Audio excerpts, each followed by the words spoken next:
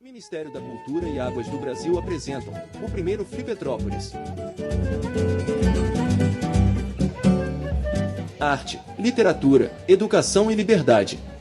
Parceria, Prefeitura de Petrópolis.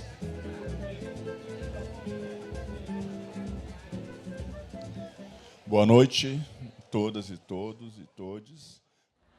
Bianca Santana e Nádia Gotibo. Tom Farias.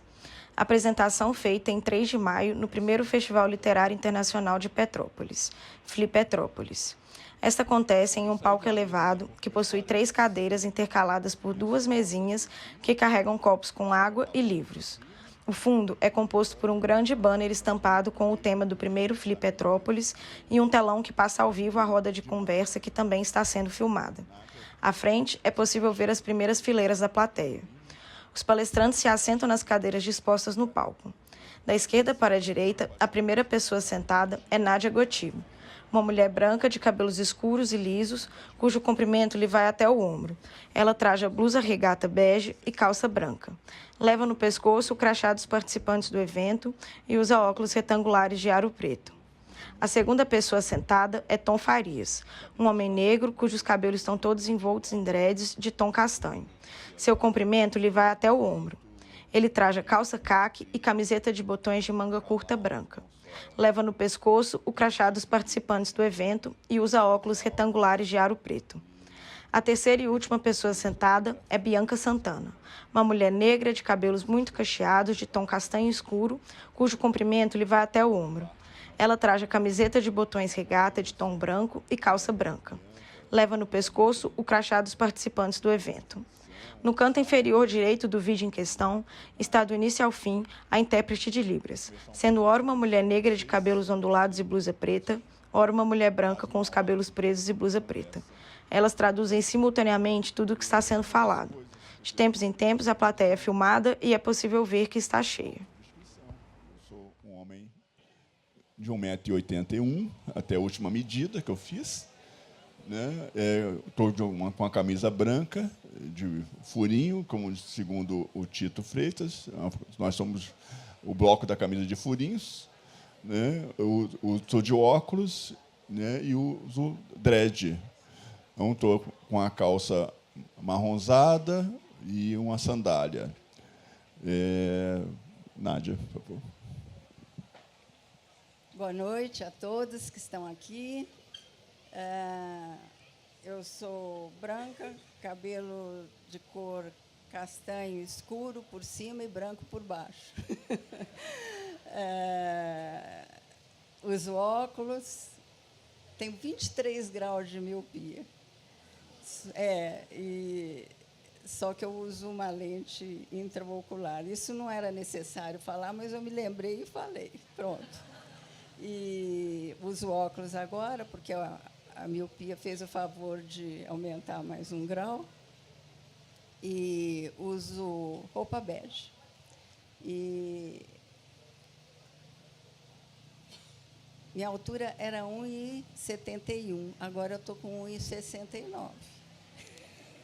Então, vocês já viram o que me espera, né? Então, é isso, para começar. Obrigado. Ver como é que é biógrafo, né? Todos os detalhes de tudo, né? Eu fico imaginando, meu avô morreu com 112 anos, né? Ele devia ter uns 2 metros. Né? Porque quanto mais vai passando o tempo, a gente vai diminuindo. Né? Então, e aí, Bianca?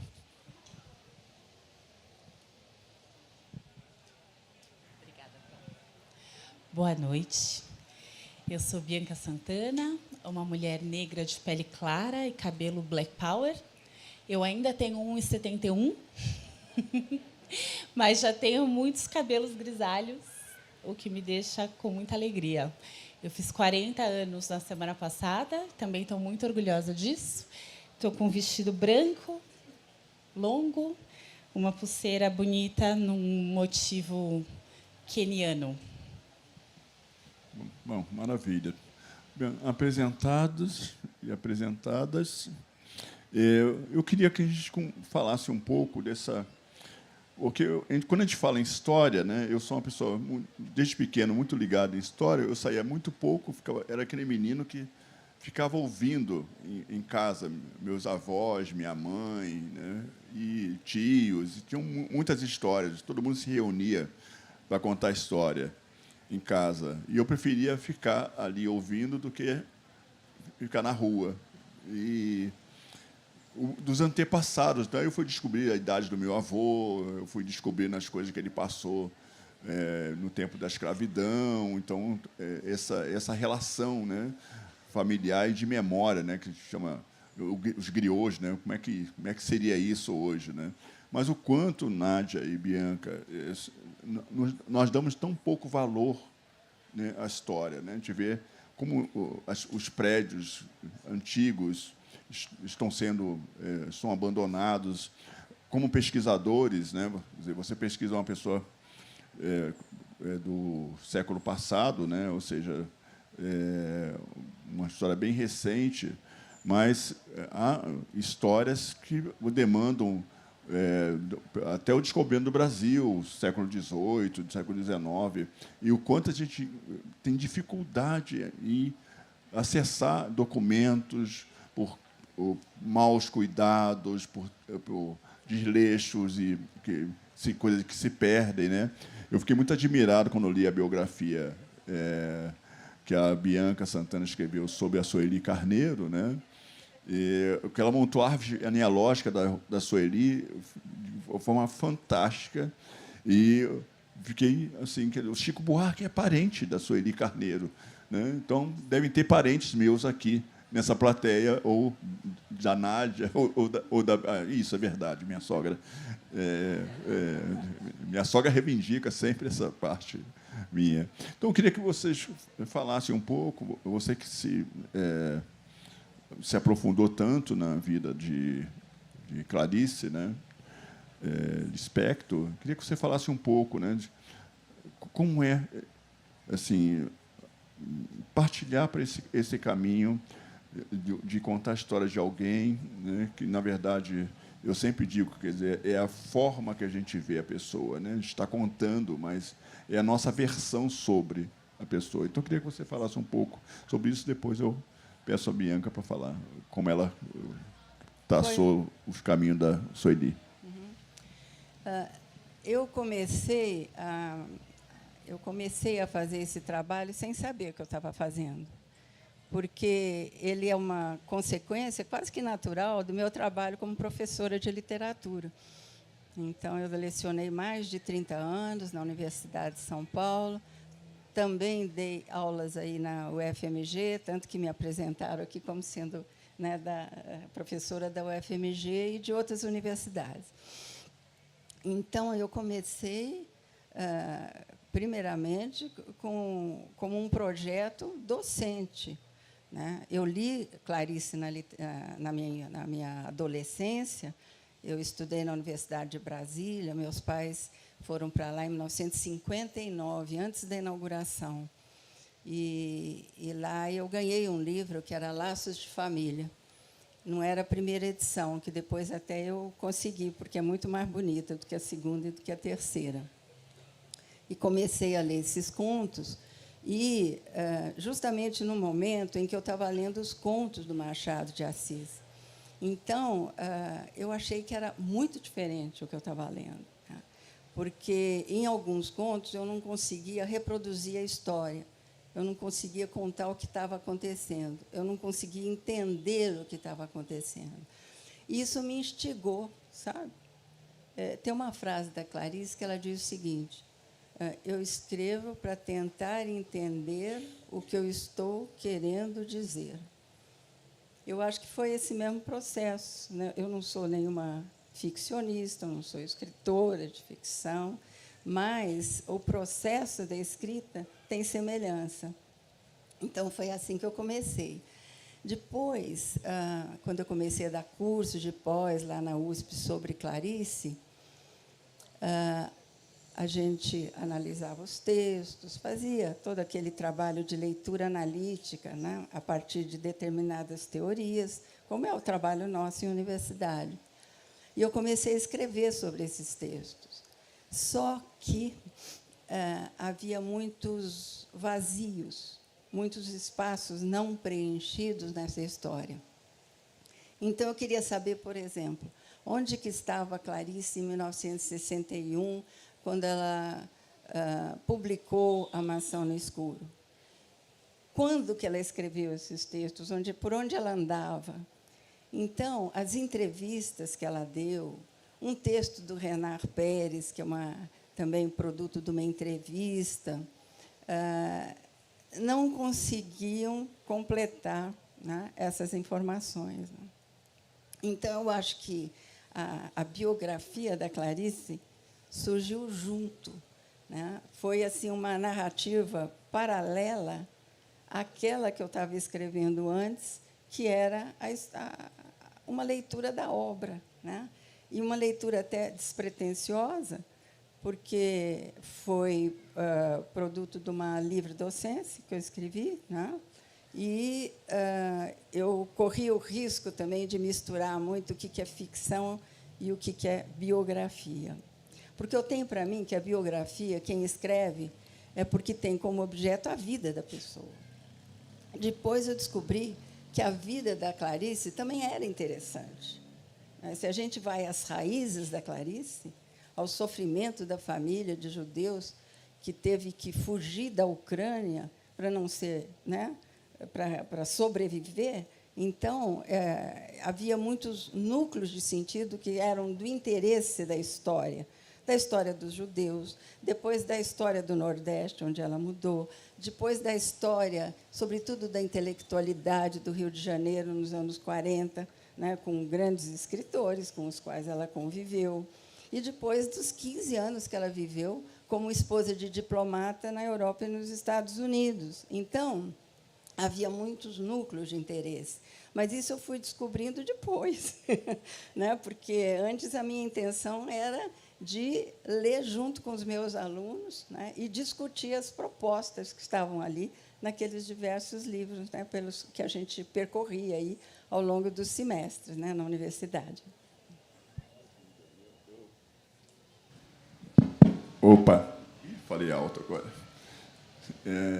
Eu poderia até te dizer onde Clarice estaria em 1961. Ela recebeu um prêmio em 1961 em São Paulo. Era uma socialite que resolveu criar prêmios, né? Era uma pessoa da área das artes em si.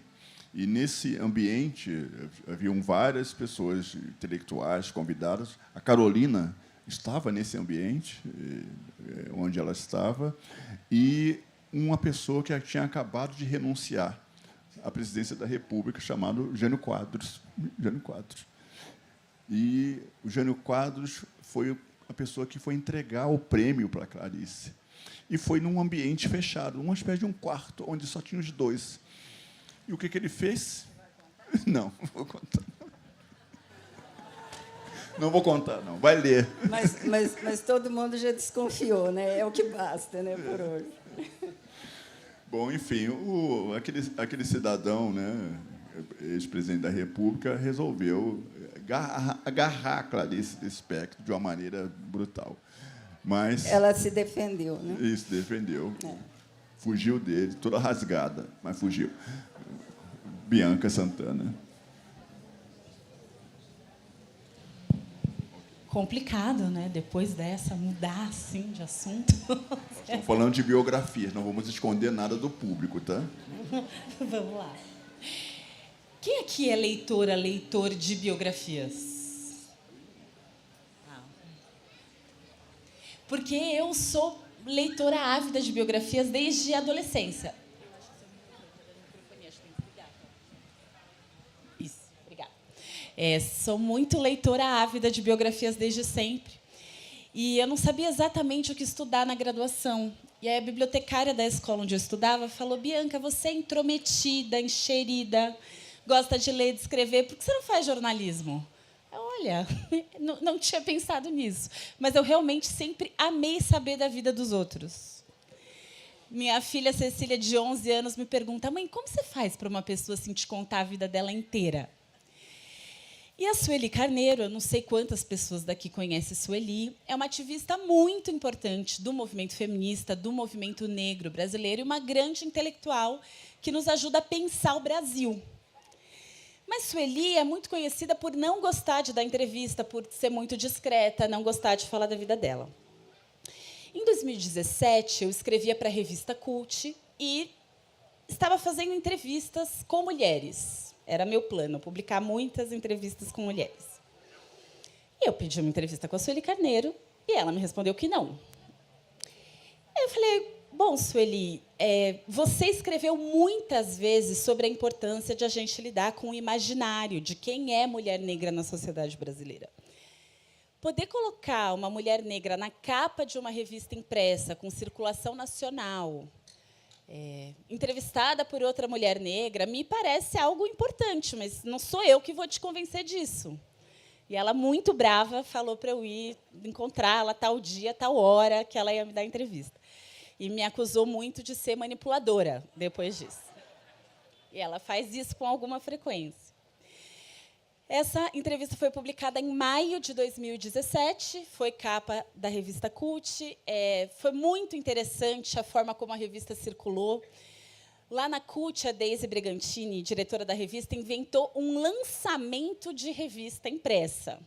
E a gente fez um evento, e a Sueli eu nunca vi lançar revista. Ninguém viu lançar revista, mas a ideia é um encontro, né, com a Sueli, que andava reclusa naquele período. Ela dizia que, depois do golpe de 2016, a geração dela não tinha mais nada para dizer. Por isso ela estava tão reclusa. Depois dessa entrevista, onde quer que eu fosse, as pessoas perguntavam por que eu não escrevia uma biografia da Sueli. E eu já tinha publicado esse livro aqui, o Quando Eu Me Descobri Negra, numa edição anterior, por outra editora, e devia um livro para a Companhia das Letras. E depois, né, do dia 14 de março de 2018, quando Marielle Franco foi assassinada, fez muito pouco sentido para mim continuar o projeto de livro que eu tinha, que era um livro de ficção. E eu, na verdade, pouca coisa fez sentido depois daquele 14 de março. Foram dias, meses, anos difíceis, muito difíceis. E a gente passou, aliás, muito tempo, né, perguntando quem tinha mandado matar Marielle. Depois daquilo, eu fui deixando compromissos profissionais. Eu fui encerrando coisas que não faziam sentido. Escrevi para mim, então, editora, que era a Rita Matar, que hoje está na Editora Fósforo, e falei, Rita, eu não vou mais escrever o livro. Ela, não, calma, vamos almoçar. E aí, nesse almoço, ela, não, tem outra coisa que faça sentido. Por que você não faz uma biografia da Sueli? Aí saí desse almoço e mandei um e-mail. Sueli, é você que quer que eu escreva a sua biografia? Porque todo mundo me pergunta isso. Ela falou, vem na minha casa. A gente passou lá uma manhã toda conversando. E ela perguntou, ao final, mas você quer escrever minha biografia? E eu sabia, naquela hora, que se eu respondesse quero, isso ia me perseguir, como aconteceu nos anos seguintes. Eu falei que queria.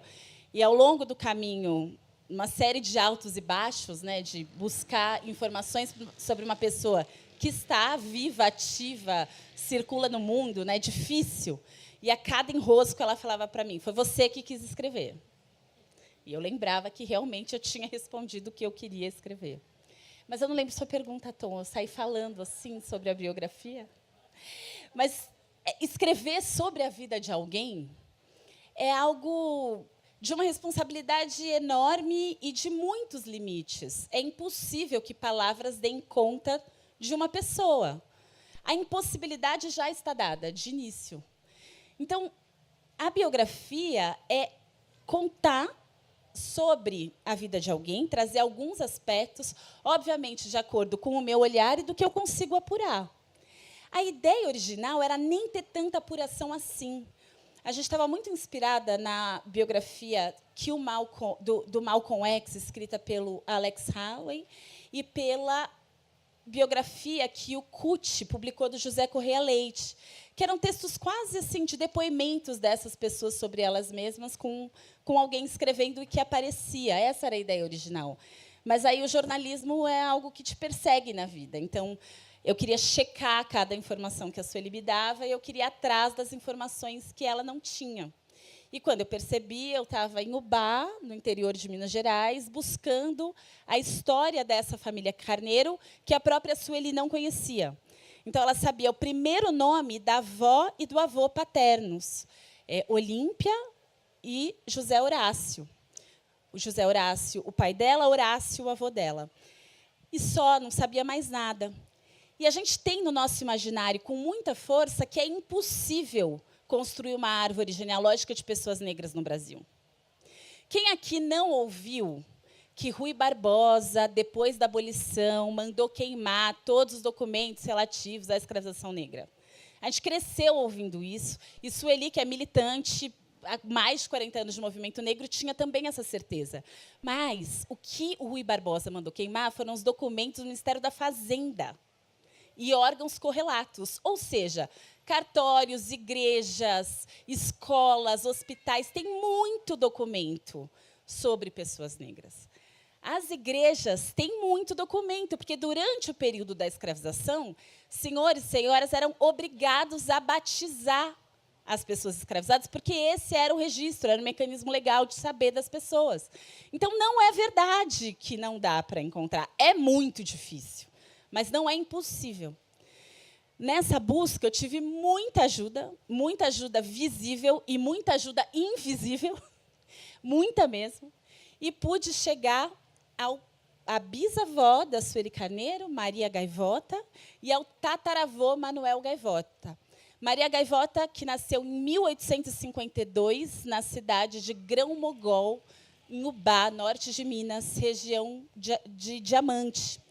O pai dela, não sei se nasceu no Brasil ou se veio escravizado, mas, certamente, os dois saíram da região de Ubá para serem também escravizados, saíram da região de Grão-Mogol para serem escravizados no Café, na região de Ubá, de onde depois o pai da Sueli Carneiro saiu. E por que eu tenho certeza de que eles eram escravizados? Porque, depois da proibição do tráfico transatlântico, quando você não podia, né, as pessoas ainda faziam isso, tanto que Luiz Gama libertou muita gente que tinha chegado ao Brasil depois da proibição do tráfico transatlântico. Mas aumentou muito o tráfico interno. Então, a região mineradora, que já não era mais tão importante no ciclo econômico, vendia pessoas, e vender pessoas é horrível ouvir, né? É uma coisa horrível. Mas é muito importante que seja dito que isso aconteceu no Brasil muito, por quase 400 anos, e não está suficientemente contado. Então, os ancestrais da Sueli, eles foram vendidos da região do Diamante para a região do Café. Eles não fariam o fluxo do tráfico se fossem pessoas libertas. Foi por aí que eu reconstruí um pedacinho da árvore genealógica.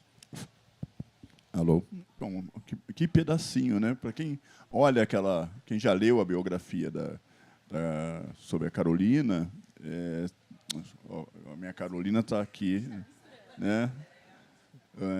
Enfim, incorporada em mim aqui a Carolina, né? Porque todo dia escrevendo sobre a Carolina, né? Então dá isso. Mas quem já leu a biografia, eu recomendo que lê. Infelizmente não temos aqui no festival, né? Foi uma falha de não ter aqui. Peço desculpas, viu, Bianca, por isso. Mas vale a pena ler a biografia escrita pela Bianca. Exatamente, viu, Nádia? São a riqueza dos detalhes.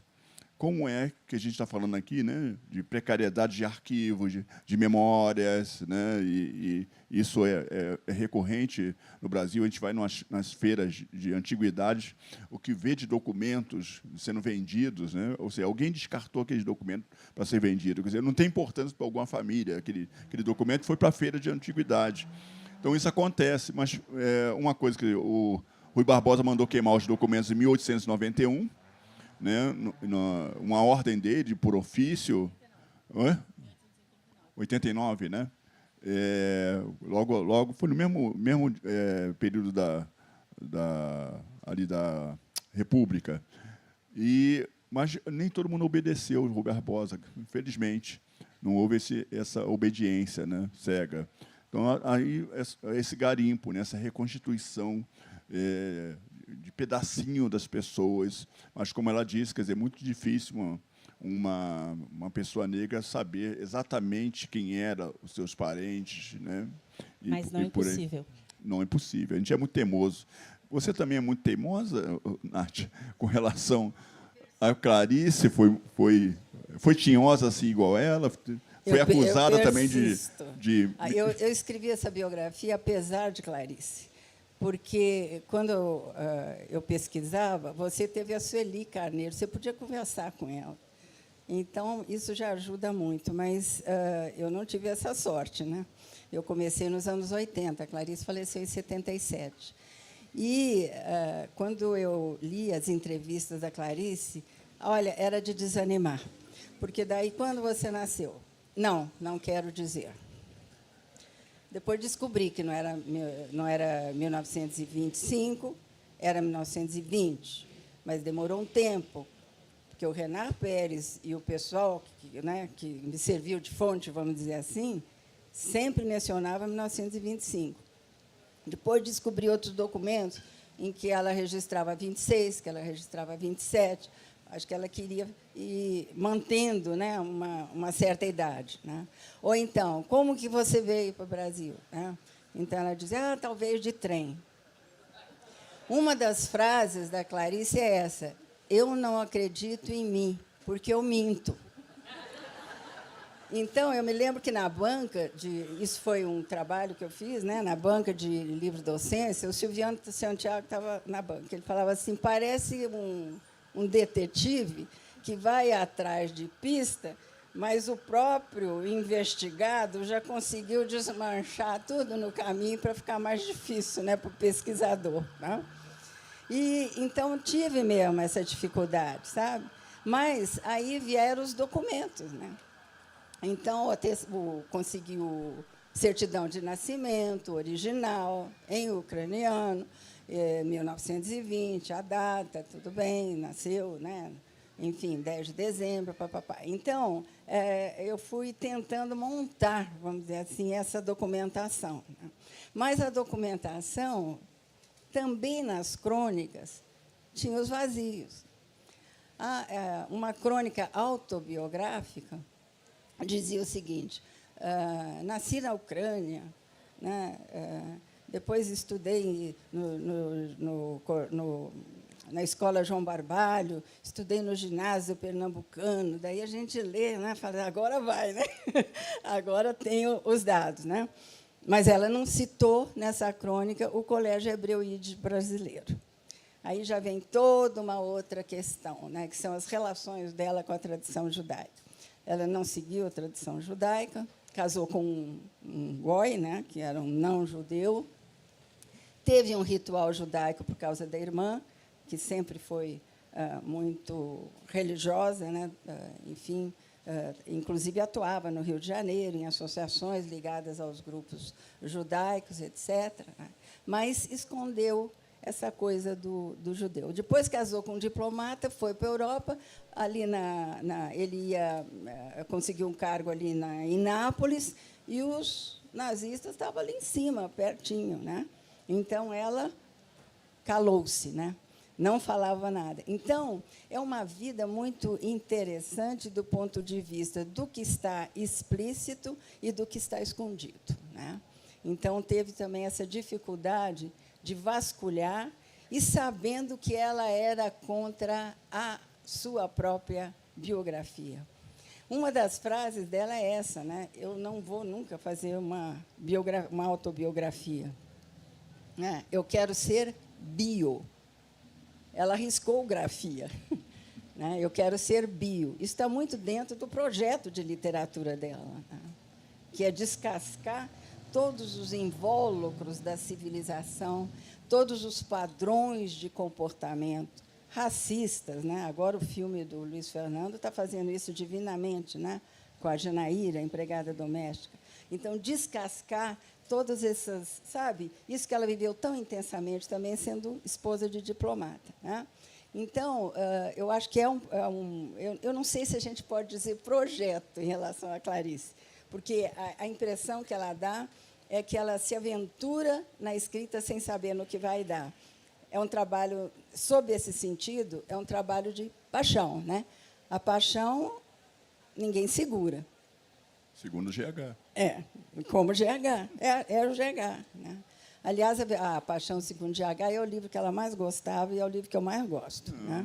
Então, eu acho que é isso. Quer dizer, ela é muito coerente, mas ela não tem benevolência nenhuma com a gente. Mas essa, em Nádia... Nenhuma. Ela é uma das escritoras entre os escritores também, mais radicais que eu já li.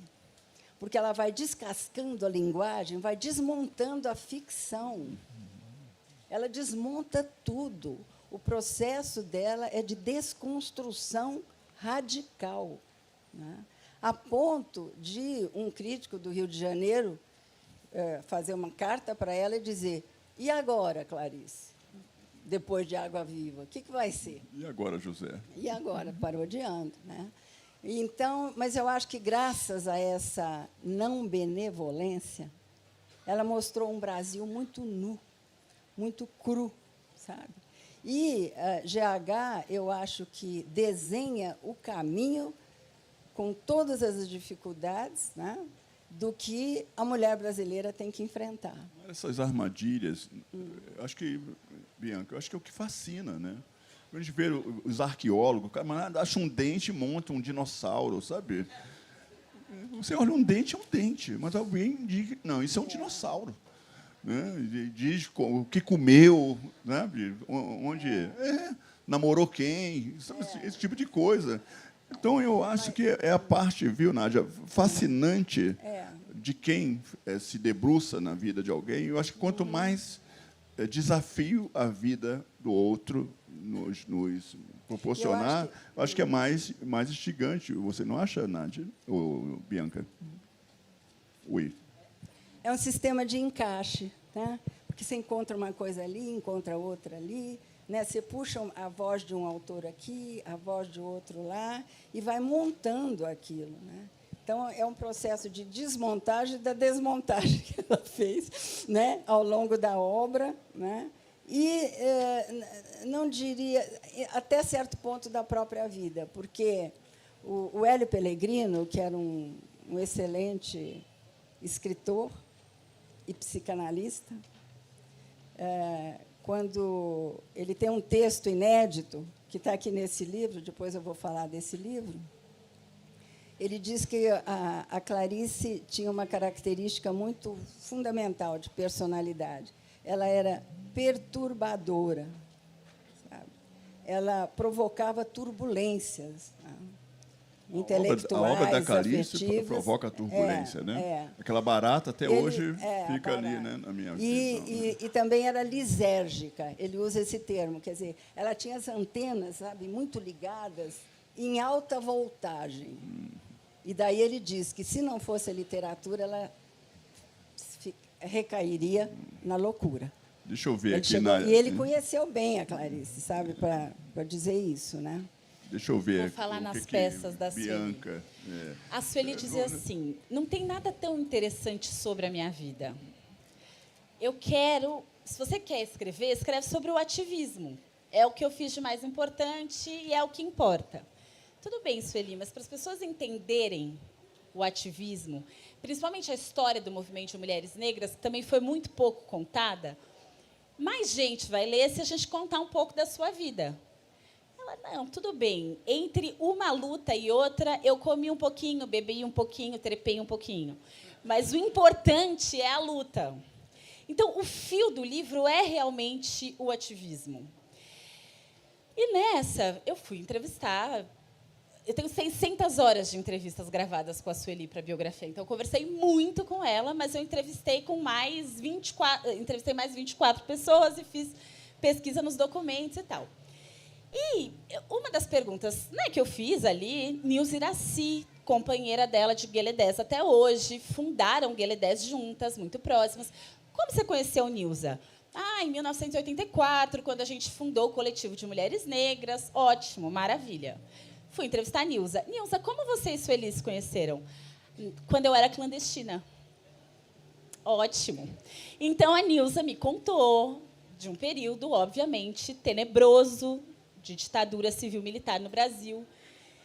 em que, um pouco antes de ser presa, ela ficou abrigada na casa da Sueli e do Morrice. E a Sueli não me contou. E aí, obviamente, quando eu voltei, falei, mas, Sueli, você não conheceu a Nilza em 1984? Ela, mas quem te contou isso? A Nilza me contou isso. Acho que tudo bem agora, em 2021, publicar no livro o que aconteceu. Mas, para ela, era muito difícil. E ela estava muito disposta a não contar determinadas coisas. Aí eu comecei a investigar outras relações, o que tinha acontecido de um jeito mais profundo na vida dela nesse período. E ela não tinha brigado só a Nilza Iraci.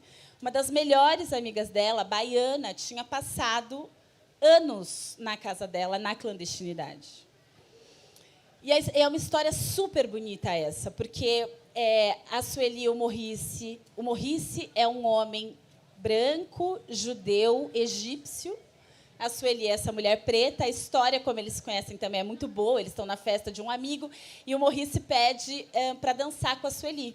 E ela responde, não, porque eu não gosto de branco. E aí ele responde, eu também não gosto de branco.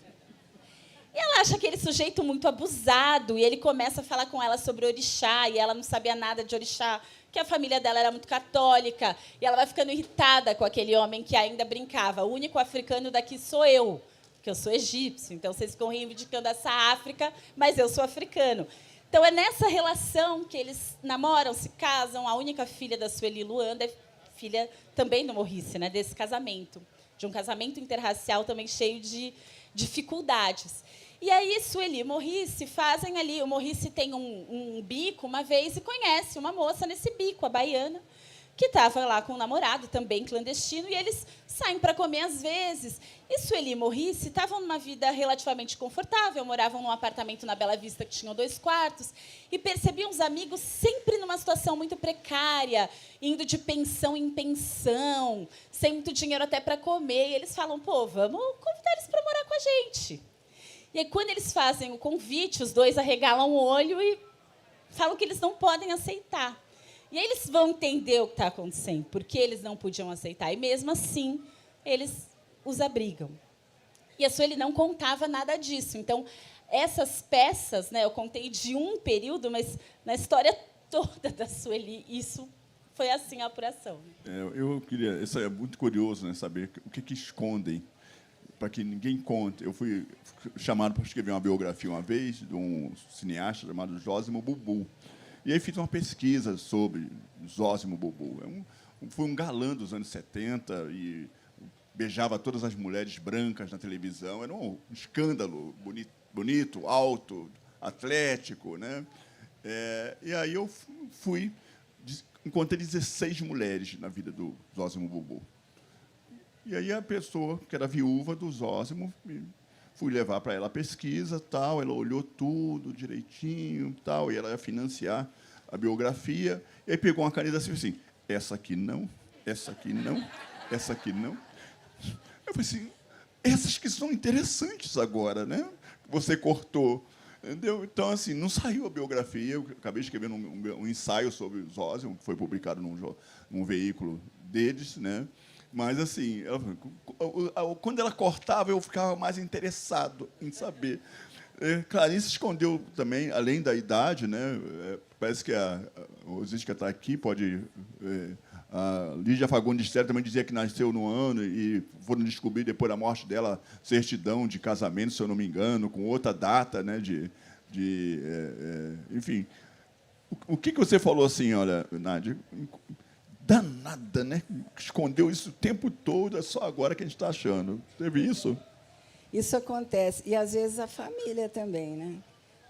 Eu acho que, não no caso específico, eu tive muita sorte de escrever o que eu queria. Mas a gente tem notícia, né, de que, às vezes, as famílias querem resguardar, né, a imagem, vamos dizer assim, do parente e escondem. Aliás, o que eu acho muito interessante é o seguinte, é que, quando a gente começa a lidar com a biografia, pelo menos no meu caso, a gente não se desliga mais, porque você está sempre acrescentando e descobrindo coisas novas, né? Depois do livro que eu fiz, que é esse aqui, ó, Clarice, Uma Vida que se Conta, que eu chamo de estudo de vida e obra, eu prefiro mais, né, a biografia. Depois eu fui guardando muitas imagens.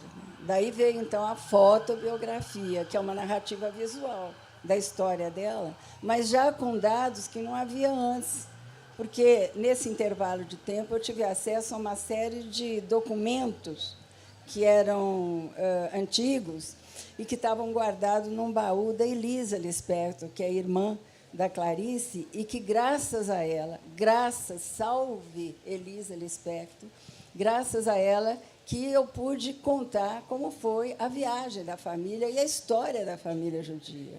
Né? Ela que conta como aconteceram os pogroms lá, que eram massacres, mas massacres de não deixar nada em pé. Os avós da Clarice tinham uma pequenina propriedade rural, e quando vinham os pogroms, né, que vinham de diversas forças políticas, sabe? Eram dos bolcheviques, mas era também de franceses, tinha também os anarquistas, e num momento em que também havia uma guerra civil, né? Então havia os que eram a favor da russificação e os que eram a favor da ocidentalização, que nem hoje também, mais ou menos, né? Considerando as diferenças geopolíticas de hoje. Mas, então, num desses pogroms, eles mataram o avô, mataram as pessoas que estavam na propriedade, derrubaram até as árvores da propriedade. Eles não deixaram nada em pé. Terra arrasada.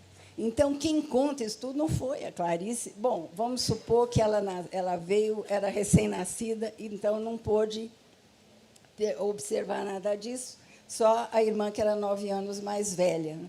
Mas ela sabia das histórias. Né? Tinha a história oral da família. Né? E ela se calou sobre essas histórias todas. Né? Então, eu acho interessante também as várias vozes que vão se pronunciando. Né? E é isso que eu trouxe aqui para esse livro. São 65 depoimentos, esse último, sobre Clarice. A maioria, né, dos dados de informação eu fui recolhendo, e alguns até eu reuni nesses 2 livros.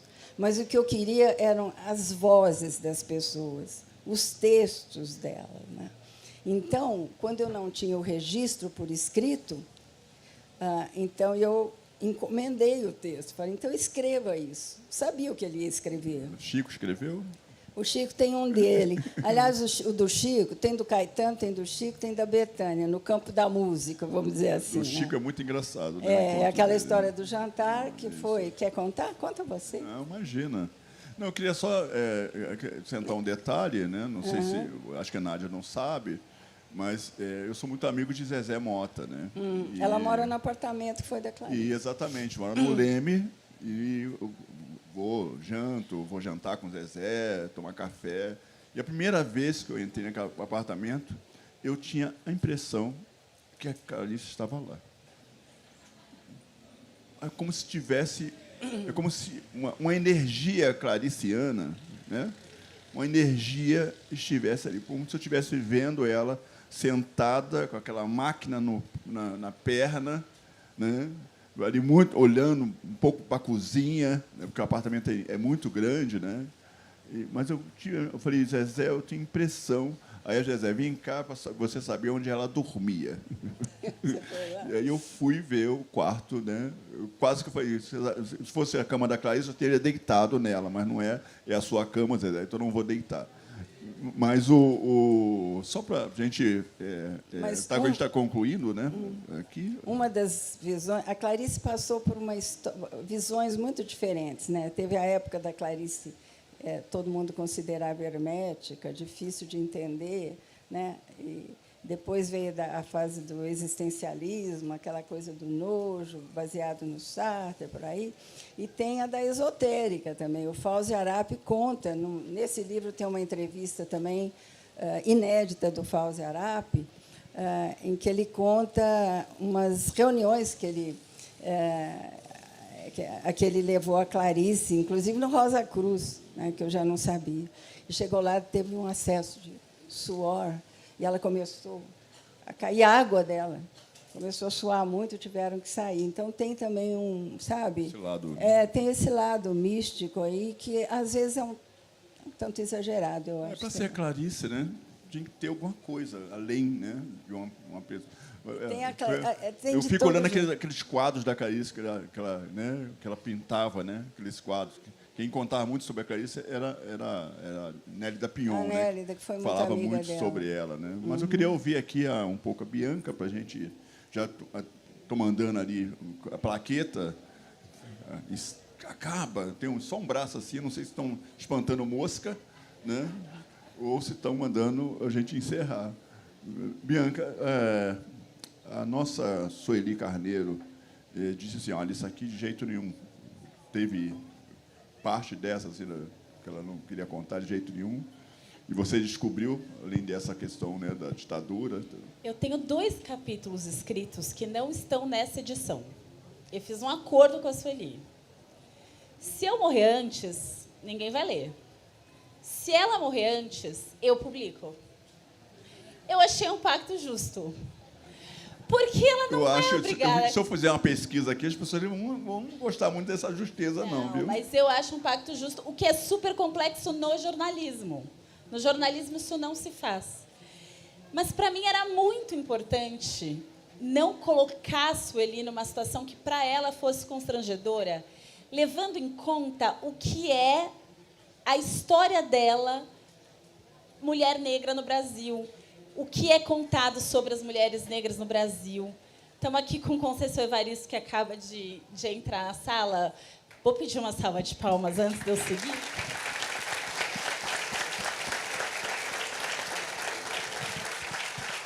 E quando eu ouço e estudo as mulheres da geração de Conceição e Sueli, Conceição nos ensina como a mulher negra foi sempre narrada na história do Brasil, de um lugar, né, na literatura brasileira, muito perverso por quem dominava aquela pena. Não ia ser eu, outra mulher negra, que escrever algo sobre a Sueli Carneiro, naquele momento, neste momento da história, que significasse algum constrangimento.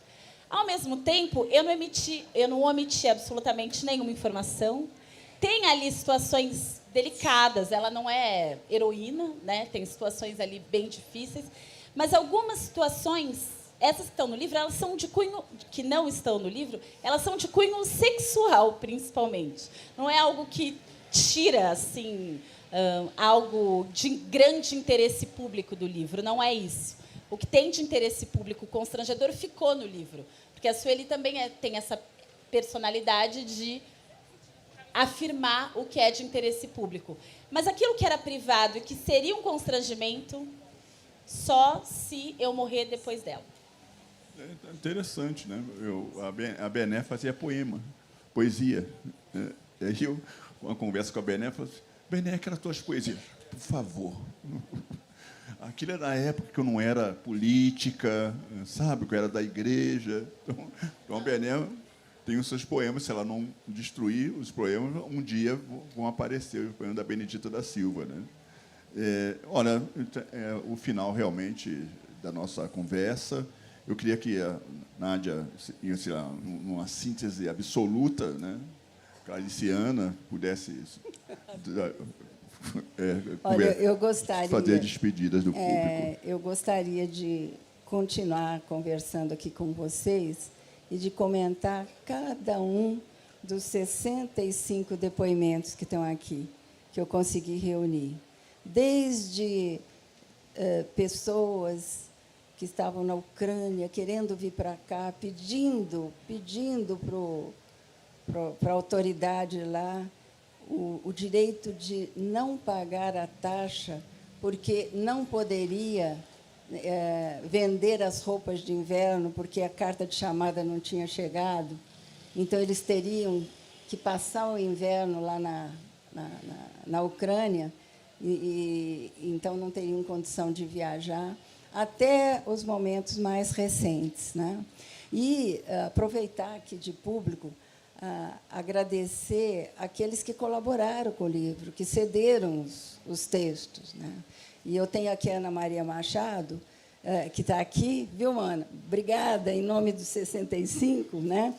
E o texto da Ana Maria é uma maravilha, porque todo mundo sabe que a Clarice escrevia por fragmentos. Isso não é novidade nenhuma. Agora, a Ana Maria, nos bastidores da criação da Clarice, contando as dificuldades que ela teve para não obedecer aquilo que a Clarice queria, então, aí a coisa muda de figura, né? Quer dizer, é uma autora contando um momento, vamos dizer assim, de turbulência, né, que ela teve, pela qual ela passou, e que eu acho que vocês vão gostar muito de ler, viu? Então, esse é um dos 64, e eu espero que vocês gostem deles. E é um livro assim que é democrático, porque tem parentes, tem jornalistas, tem diplomata, tem, sabe, eu não fiz uma classificação, né, em torno da atividade que cada um desempenhava para poder participar do livro. Eu queria vozes bem diferentes, né, e que tivessem mesmo esse poder da escrita, do depoimento. São exercícios de memória em torno de uma escritora como Clarice Lispector. Espero que vocês gostem. Já fiz meus comerciais.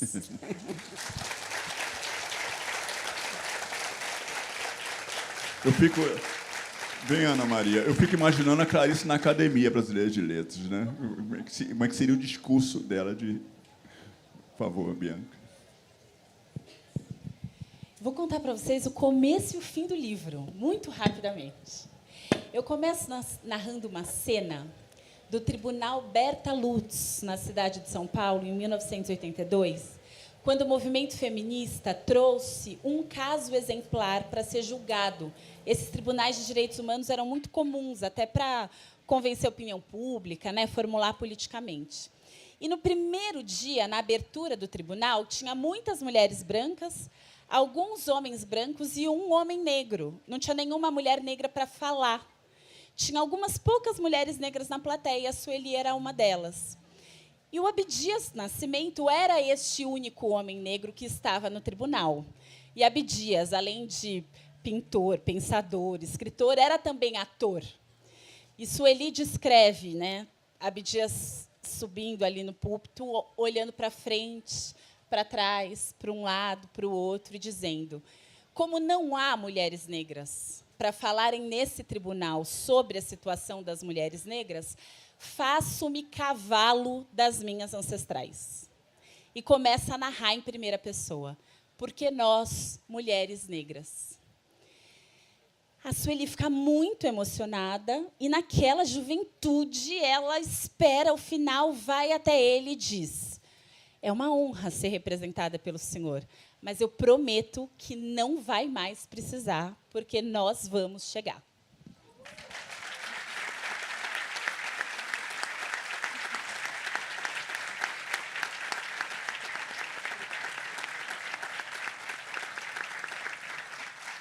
Bom, quero agradecer mais uma vez a Bianca, a Nádia, excelente conversa, o público que está aqui conosco. Continue nos acompanhando. Amanhã tem mais eventos. Hoje tem mais eventos ainda, mas amanhã começa mais cedo do que os dias que vocês acompanharam conosco. Amanhã já começa a partir das 9 horas, o dia inteiro de programação. Os autores vão fazer autógrafo aqui ao lado, Bianca e Nádia. Então, peço para que as pessoas acompanhem, para quem quiser autógrafo deles para lá. Tá bom? Obrigado mais uma vez.